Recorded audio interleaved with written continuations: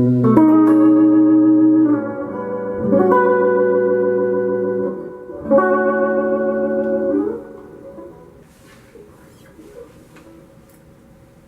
here's with no vibrato and no reverb.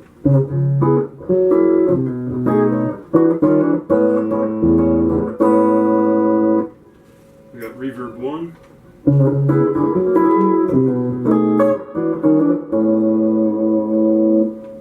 Gives a nice short reverb. And there's Reverb 2.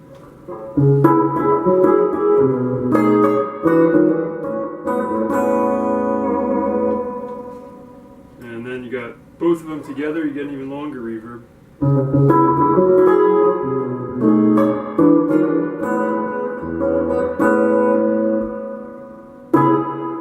Real long reverb there. And then we've got, leave it on Reverb 1, we've got small vibrato. Hard to tell there's a vibrato there. Normal vibrato.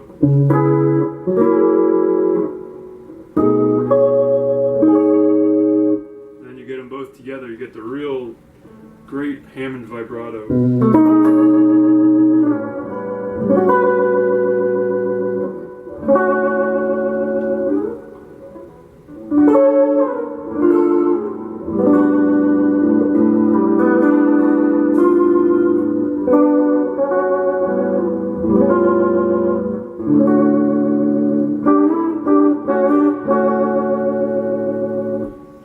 Put them all together, throw a bunch of reverb on there, it sounds really nice.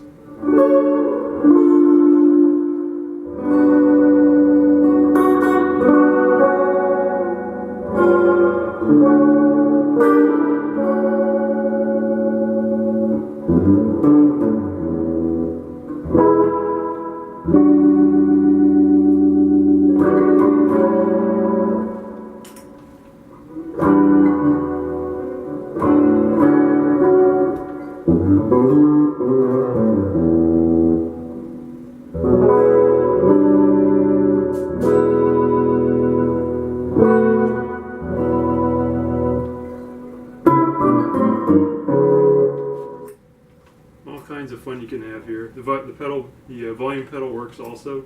You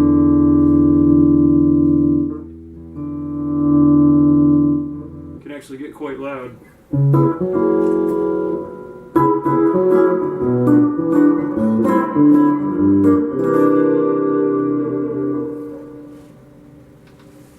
So this is a mess if there ever was one, but how do we get it to work? This was actually a little bit tricky. So I wish I had a video of taking the organ apart. This is obviously the main amplifier here. The power comes in the side here, and goes out through this connector to the tone generator. I've got the cable here for it somewhere. Oh, here it is. This is what the original cable looks like. Plugs in there, it goes to the tone generator, which has all the gears and wheels and motors on it, and also goes to the main power switch. So I actually had to bypass two connectors here. It ended up being the bottom and the top. Inside I just soldered them together, so as soon as you plug it in it turns on. It would be better to have a power switch here eventually. And this is the power coming out, and this goes willy-nilly all over the place. Some of the power, let's see, it's a little connector here. Some of this power actually goes to the volume pedal, because the volume pedal itself has a light bulb and a little cadmium sulfide cell way down at the bottom there, which you won't be able to see. It's supposed to be completely dark in there, which is how it works. And then this, so that provides light to the pedal for the volume control. If your light bulb ever burns out, I believe you normally get full volume. So that's a kind of a typical way that these things were made back then. This funky cable here continues, and that provides power to this box, which is the Percussion Amplifier Box. This particular organ had a percussion tones on it, which was actually just the second and third harmonics with a fast decay rate. Didn't sound that percussion-y, but hey, did something. I actually had to modify this because the original input goes in through this fat blue and black cable here, and the top of it, it says input. On the top of the box it says input there, but that is a low impedance input, and you trace the wires, they go to this transformer right here, and that is a low impedance transformer on the primary. The secondary is high impedance, and that's what feeds the circuit here. So you can't really hook a guitar up to these cables directly. It's not meant to work with high impedance guitar. So what I ended up doing was using the red, it says red on it, on the knob there, or on the RCA input. I snipped the wire there, this little green wire I snipped. That was the percussion input, and in its place I put a red wire that goes right back over here, which is actually the output of this transformer, the yellow wire secondary. I trace that right over to this point here. When I touch it, it hums, and that's where I've got that red wire going. So that wire now is hooked straight up to my lovely Strat, and so that's where the guitar signal comes right in now, on the secondary of this so-called matching transformer. And then from there, there's a signal that has to go out to this unit. That does the preamplification there as well. That goes to this unit next, which is the so-called Vibrato Box. There's a vibrato width control here, which is real handy for later. And there's another cable here that sends the, I guess, the vibrato signal back in and gets preamplified further. Now, this box now, it also has part of that power cable going to it and a little power on lamp. It also has this connector, which goes over to our little vibrato switches here. And Vibrato Normal and Small are controlled by this black cable here. Vibrato Chorus is some strange bridging that it only goes through these blue connectors here. You can actually hook up these two preamps with the blue cables and get vibrato chorus as well, but I'm not sure what exactly that does for the guitar. It seemed like regular vibrato is good enough. Anyway, after you get all your signals set here, comes out the white connector. White connector is where it comes out, and follows that down to a bunch of spaghetti, which goes to my volume pedal.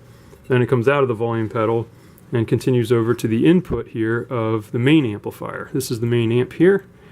And this sends a signal out on the red cable, which goes up to the reverb tank. And the reverb tank has two springs in it. If you touch the springs, it's noisy. Barely touch them, you get a heck of a noise. The gray signal comes out and goes back into the amplifier here in the next channel. Then it gets amplified, comes out the side here through the black and green wires to your lovely 12-inch Hammond speakers. Beautiful cloth, everything's in fantastic condition there. So that is the guts of a Hammond L133 amplifier hooked straight up to a guitar. Again, the main modifications were bypassing the power switch here.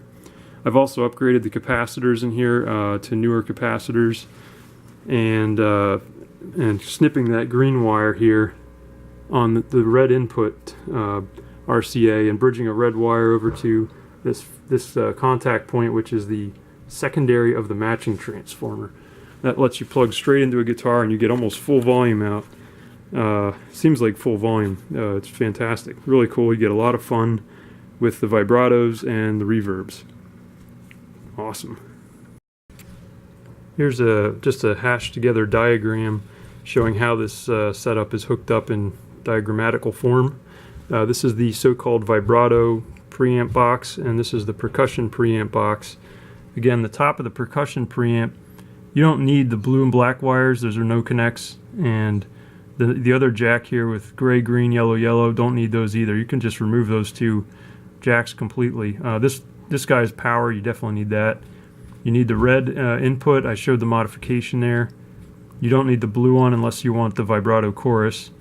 You do need brown and black because it uses a preamp stage, and you get the vibrato from over here. Over here you've got the power coming in, and you do need those guys, but you don't need the blue one again unless you're doing the vibrato chorus. The white signal comes out. I've got the out arrow drawn there. It goes down to the volume pedal, which gets power from those same two power cables bundles. Signal comes out of the volume pedal, goes into the white on the main amp, and then it sends the signal out of the red into the reverb tank, back through the gray into the gray marked there. Then you've got your reverb control here, which is the black cable with Reverb 1 and Reverb 2. And you've got the power coming out that circular connector for the tone generator. I snipped that obviously because I don't need the tone generator for guitar amp. And then the green and black wires go to the speakers. Just remember, if you when you disconnect this, you can't turn it on unless you bypass the switch contacts in there, which were the 6 o'clock and 12 o'clock positions. Because that's how you turn the whole system on, is through that circular connector. Alright.